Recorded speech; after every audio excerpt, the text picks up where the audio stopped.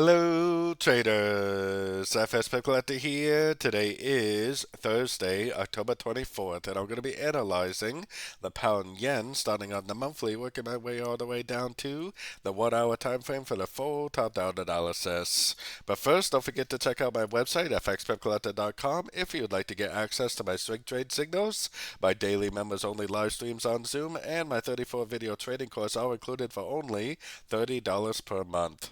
So anyways, on the pound yen, I still think this looks like a 1, 2, 3.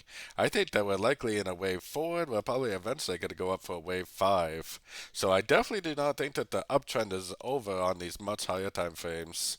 Going down to the weekly time frame, I still think this first move down is an A.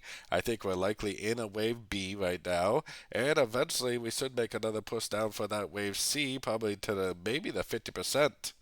Then we'll probably end up going back up for that big wave 5. But you have to keep in mind this is the weekly time frame, which means this is probably going to take months and months to play out. So going down to the daily time frame. So we are getting pretty close to my key levels. I mean, this 138, 123 is what I've been talking about for a long time now for a possible end of a wave B.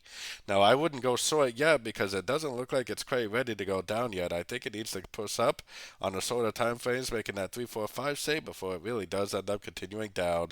And honestly, it could end up pushing up to the next Fibonacci level pretty easily. So I'm personally still looking for longs on shorter time frames. Going down to the 4 hour time frame, the most recent structure for me is right here. So for me, I'm definitely still looking for longs. I think there's a very good chance that this move down is going to be a cut into the last wave up. Then if it goes up, makes like a double top or a higher low, then goes down and breaks structure, that's what's going to tell me that the wave B is likely over, and I will definitely turn into a seller from that point on. But until I actually see this picture right here, I'm still looking for longs on shorter time frames. Taking it down to the 1 hour time frame.